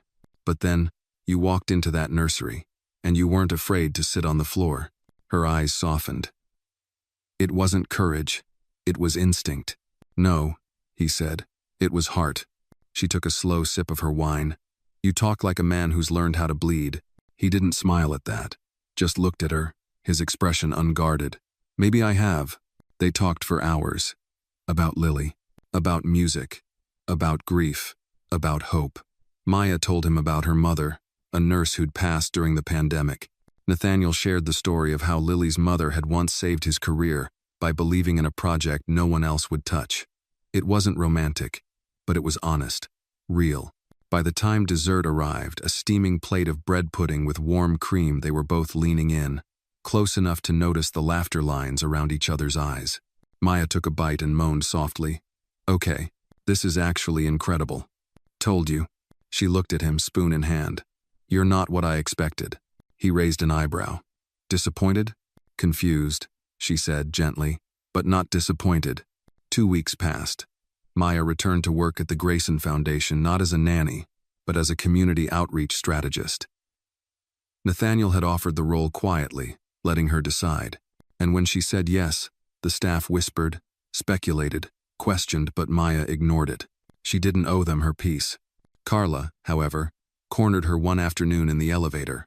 "You know," she said, folding her arms, "I was wrong about you." Maya turned curious. "What do you mean? I thought you were a soft story, a charity case. But you're not. You're steel wrapped in grace." Maya blinked. That almost sounded like a compliment. "It was," Carla said, smirking. "Don't get used to it." One rainy Saturday, Nathaniel knocked on Maya's apartment door. He wasn't in a suit. No car idled outside. He looked ordinary, human, holding 2 cups of coffee and a bag of pastries. "You busy?" Maya opened the door wider. "That depends. Is one of those for me?" He held out the coffee. Hazelnut. 2 sugars. She took it with a smile. "Okay, you're getting dangerously close to knowing me too well." They sat on the worn sofa in her living room, the rain tapping at the windows. Lily was at a sleepover, and for once, the world felt still. "You ever get scared?" Nathaniel asked after a while. Maya looked at him. "Of what?" "This. Us. The noise around it." She considered her answer. "I get scared when people love the idea of me more than the reality. When they don't know what to do with the parts of me that are messy, loud, complicated." "And me?" he asked. She leaned back. "You make me scared. Because you see the mess and stay anyway." He reached for her hand, warm and sure. "Then let's be scared together." She didn't reply with words, just rested her head on his shoulder and let the silence hold them both. The fundraiser gala arrived like a tidal wave, black ties, ball gowns, champagne, photographers. Nathaniel was the keynote speaker, and Maya stood near the back, dressed in a deep emerald gown borrowed from Carla, who insisted she wear something that would make even the coldest board member blink twice. When Nathaniel took the stage, his voice echoed through the hall. "Tonight," he said, "we're not here because of money. We're here because of stories, because someone believed when no one else did, because someone sat on a nursery floor and held my daughter when she couldn't sleep, because strength doesn't always come in headlines or handshakes. Sometimes, it looks like quiet kindness." He looked across the room, found Maya's eyes. "And sometimes," he said, voice softer now, "you meet someone who reminds you who you could have been if you'd only listened sooner." The applause came slowly, but it swelled real and respectful. Later, on the terrace, Maya found him alone. "You really said all that?" "I meant every word." She shook her head, smiling. "You're going to ruin your reputation." He stepped closer. "Maybe it's time I built a new one." And under the stars, beneath a sky full of change, Nathaniel Grayson did something he never thought he'd do. He kissed the woman who once slept on the nursery floor, and for the first time, it didn't feel like falling. It felt like flying. The morning after the gala, the world looked different, not in the loud, cinematic way, but in the quiet shifts that only people in love notice. The light through the window felt warmer. The air held less weight.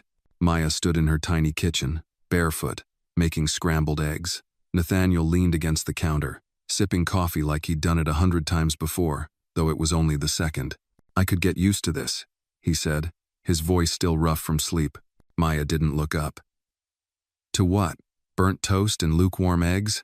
"To you," he said simply. She froze for a beat, spatula hovering midair, then gave a soft laugh. "You're dangerous when you're honest before 8 a.m. He took a step forward, sliding his arms around her waist from behind. "I meant what I said last night. I'm tired of building walls, tired of pretending I'm too busy for life." Maya leaned into him. "Then don't. But know this: loving me doesn't come with polish. I'm not the kind of woman who smiles for the papers or fits in at donor dinners." "I don't need you to fit," he said. "I just need you to stay." Later that week, Maya returned to the Grayson estate, this time not to work, but for Lily. The little girl had refused to sleep without Maya since the sleepover. Her new therapist suggested routines, transitional objects, music therapy, even aromatherapy. None of it worked. Only Maya's voice at bedtime would settle her. When Maya arrived, the mansion felt different, less like a monument, more like a home. There were fresh flowers in the foyer, a child's drawing taped to the fridge, toys that weren't tucked away but scattered in happy disarray, It was as if Lily's spirit had begun to breathe again, and so had the house. Maya! Lily came running down the hall, arms open, curls bouncing. Maya knelt, scooping her up. Hey, Peanut, did you miss me? Lily nodded furiously, burying her face in Maya's neck. Daddy said you might not come. Maya glanced up. Nathaniel stood nearby, guilt shadowing his eyes. He approached slowly, watching the way his daughter melted in Maya's arms. I told her I hoped you would, he said softly. Maya met his gaze. She's not a hope, she's a responsibility. I know, he whispered, and I'm trying. That night, Maya stayed. She read Lily 2 books, sang the lullaby from the old nursery, and sat beside her bed until the girl drifted into sleep. Nathaniel watched from the doorway, arms crossed, his face unreadable. Afterward, they sat on the patio, the garden lights flickering like fireflies. Do you regret it? He asked. Maya raised an eyebrow. Regret what? This. Us. Staying connected to all of this. The noise, the imbalance. She was quiet for a long moment, staring out into the darkness. Sometimes I think I was born outside the gates. And now I'm sitting in a palace, pretending I belong. You do belong, he said. She looked at him, eyes sharp. Do I? Or am I the exception everyone talks about but never truly accepts? Nathaniel reached across the table, his hand finding hers. You are not an exception. You're a correction. You remind people what real looks like. And if that makes them uncomfortable, good. But the world didn't stay quiet. The press found out first whispers, then full headlines. Billionaire Grayson romantically linked to former nanny. From floor to fortune, the Cinderella story of Maya Williams. Paparazzi followed Maya outside her apartment, and reporters waited outside Lily's school. Carla stormed into Nathaniel's office one morning with a tabloid in hand. We have a problem. He glanced at the headline. No, they have a problem. We have a choice. And what's that? To rise above it or give in to the noise. Carla sighed. Then rise fast. Because the board is restless. They're worried about optics. Investors are nervous. Maya sat across from him later that day, her face pale but composed. I didn't sign up for this. I know, Nathaniel said. And I'm sorry. I'm not afraid of them, she said. But I am afraid of what this does to Lily. She's already had too much instability. He nodded. Then we do what's best for her. Together. That night, Maya wrote a letter. Not to the press, not to the board, but to Lily. Sweet girl. You may one day hear stories about me, some kind. Some cruel.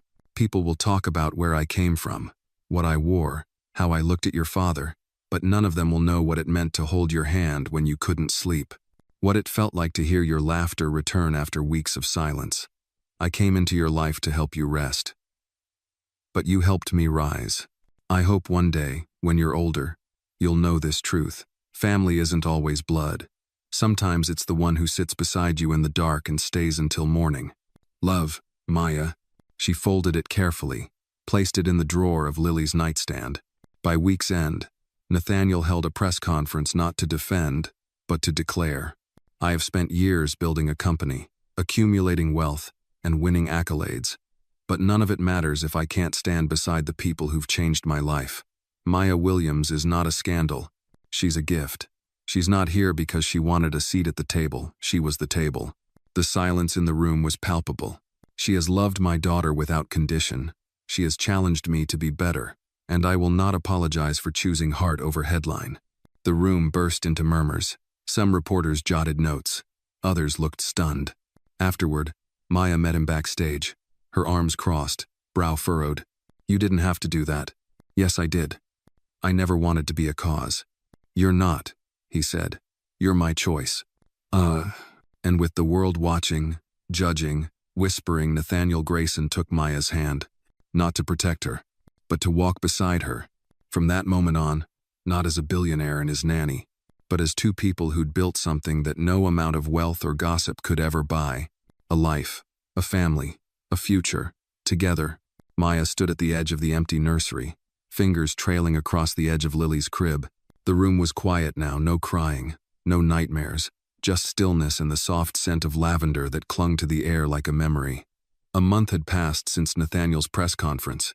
In that time, their lives had shifted again, not with scandal but with whispers of admiration. The press had grown bored. The board had backed down. But Maya's own heart remained cautious, like a bird that had once escaped a fire and now watched every spark. Nathaniel walked in, jacket off, sleeves rolled, tie undone. He looked less like the CEO of Grayson Global and more like the man who had stood in the hospital hallway weeks ago, begging Maya not to walk away. "She's asleep?" he asked. Maya nodded. "She was humming when I left. That song you used to play for her. I found the vinyl last week," he said. "Your copy, from your apartment. You went through my things?" He grinned. "Only to find the music. I missed the sound of your world." Maya gave a soft smile. "My world was a lot smaller back then." He took a few steps closer. "And now?" She met his gaze. "It terrifies me how much bigger it's become." Nathaniel slipped his arms around her waist. "That's how you know it matters." For a moment, they just stood there, their bodies warm in the hush of the night, listening to each other breathe. Then Maya broke the silence. "I've been thinking," she said, "about the foundation." Nathaniel tilted his head. "The Grayson Trust?" "No," she said. "Something new, something mine. A place for women like me who came from nothing, who were told they'd never belong, who raised kids that weren't theirs, cleaned houses they'd never afford, slept on floors just to keep a baby warm." He stepped back, brows raised. "You want to start a nonprofit? I want to build a legacy. Not with your name, with mine." Nathaniel's eyes didn't flinch. "Then let's do it." "Not let's," she corrected. "Me. I need to do this myself." A beat passed. Then he nodded. "Then I'll support you, however you need." She stepped forward, stood on her toes, kissed him softly. That's all I ever wanted to hear. Within weeks, Maya had leased a small office space in East Harlem, close to the shelter she once called home.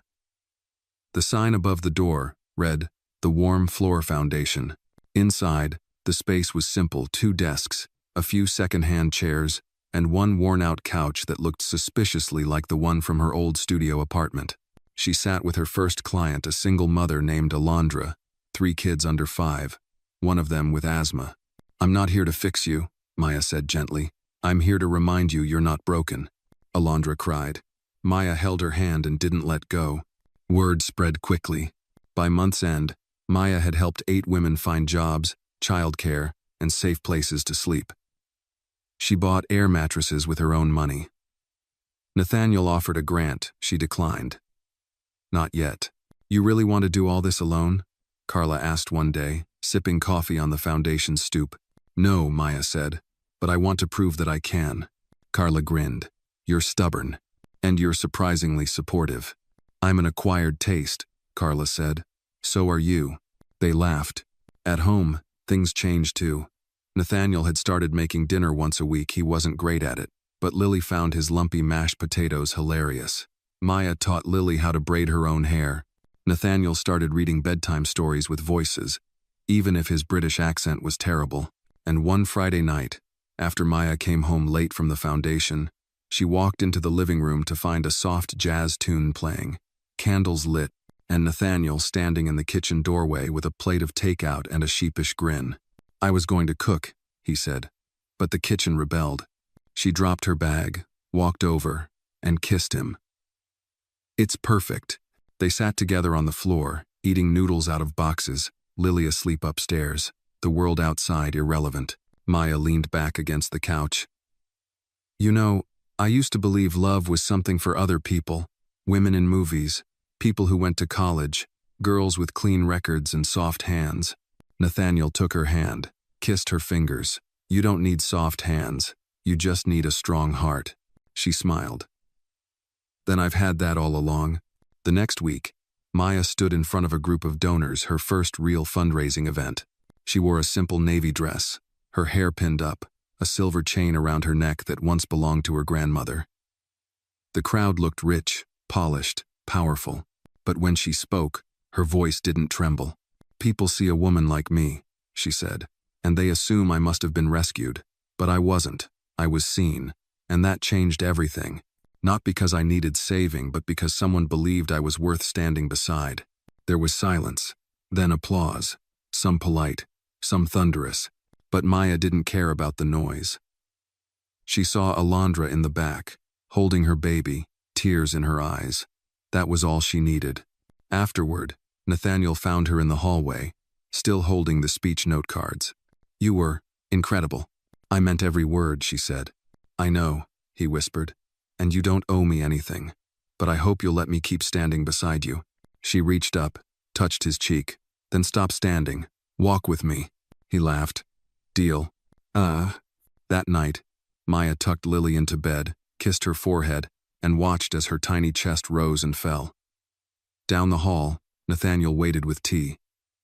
The lights were low, the air soft with music. Maya turned to him. "We've come a long way." "We have, and I'm still scared sometimes." He stepped closer. "Good. Fear means you care." She rested her head on his chest. "Then I must care more than I ever thought possible." He wrapped his arms around her. "Me too." And in the stillness of that moment between past and future, between pain and healing, they held each other, no longer defined by where they started, but by what they'd built. Together, it was a rainy Saturday morning when the letter arrived. Maya found it folded neatly in a pale blue envelope, placed just inside the gate of the foundation. No stamp, no return address, just her name in perfect cursive across the front. She stared at it for a while, unsure why her heart started to race. When she opened it, her breath caught. "Maya, I don't know if you remember me. My name is Marissa. I was the night nurse at the Grayson estate before you. I left under hard circumstances. I heard about what you've built, what you're building. I'm in trouble, and I don't know where else to turn. Please help. M." The paper trembled in her fingers. She remembered Marissa. Older, quiet, careful with her words. She'd only met her once briefly when she was first hired. Nathaniel never spoke of her. The staff didn't either. It was as if she'd vanished. Maya's pulse quickened as she looked out the window. The city was gray and glistening, like it was holding its breath. By noon, she was in a cab, heading toward the address scribbled on the bottom of the letter, a run-down building on the edge of Brooklyn. Windows covered in plastic, rust creeping up the sides. A heavy door buzzed open and a voice from behind a cracked door whispered, "Come in." Quickly. Inside, the apartment was dim, the air stale and filled with a bitter scent medication and mildew. Marissa sat hunched on a torn couch, her skin pale, her eyes ringed with fatigue. "I'm sorry," Marissa said, her voice trembling. "I didn't know who else would listen. You're the only one who didn't walk away from the fire." Maya sat beside her. "Tell me what happened." Marissa's hands trembled as she pulled a folder from under a cushion. "I made a mistake. Years ago, I knew about something at Grayson Global. I didn't want to be involved, but I couldn't unsee it. Then, suddenly, I was gone, disappeared from the staff list. No references, no pension. I've been living in the cracks ever since." Maya opened the folder. Inside were old documents, internal emails, scans of checks with forged signatures. A part of her didn't want to know, but another part, a louder part, knew she couldn't walk away. "They buried you," Maya said softly, "because you were disposable." "No," Marissa whispered, looking at her with wide eyes, "because I saw what they did, and because I was going to talk." That night, Maya didn't sleep. She sat at the foundation office, lights off, rain tapping against the windows like fingers on glass. The documents lay spread across her desk like broken bones. Some of the names on the papers were familiar board members, executives, even a few who had tried to block Nathaniel's recent reforms. She called him. "Nate," she said, voice low, "we have a problem." By Monday morning, Nathaniel was in the foundation office, sleeves rolled, face tight with anger and concern. He moved quietly, reading through the documents one by one.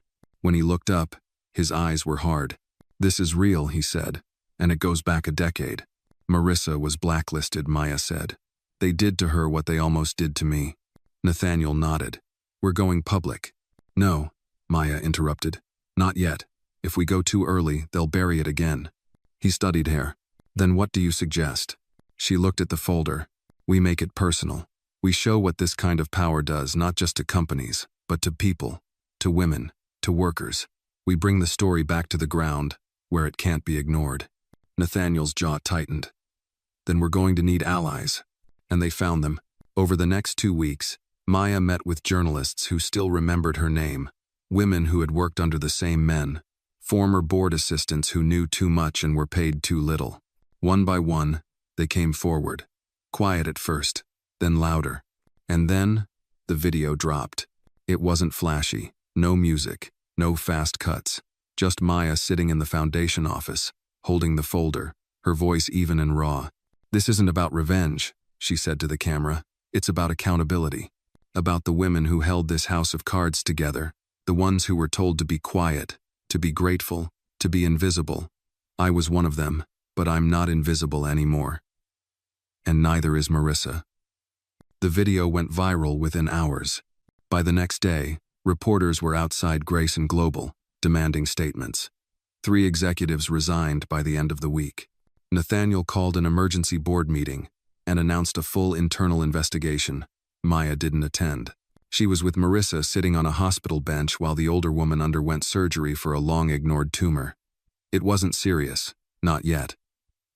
But it had been growing quietly, just like the truth. "She's going to be okay," the doctor said. Maya closed her eyes in relief. Outside, the city continued. Sirens in the distance, rain on windows, lives, rebuilding. That weekend, Nathaniel found Maya back at the Grayson estate. Lily was asleep upstairs.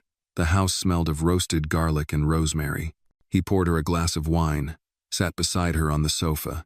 "You did it," he said. "You didn't just tell the truth. You built something out of it." She looked at him. "So did you. You listened." They sat in silence, the soft hum of life all around them. Then Maya spoke. "You know what I've learned?" she said. "What?" "Love isn't always about falling. Sometimes, it's about standing. Standing when it's hard, when it's dangerous, when no one else will." He took her hand. "Then let's keep standing." She smiled. Together, and there, in the quiet heart of a storm they had both survived, 2 people who once came from opposite sides of a door finally understood they were never just saving each other. They were becoming whole. The story reminds us that true compassion often goes unseen until it touches the right heart. Maya's quiet act of love, sleeping on the floor to comfort a child who wasn't hers, showed that dignity isn't tied to status, but to character. Sometimes, it's not grand gestures but the quiet sacrifices that awaken others to what truly matters: humanity, humility, and the courage to care.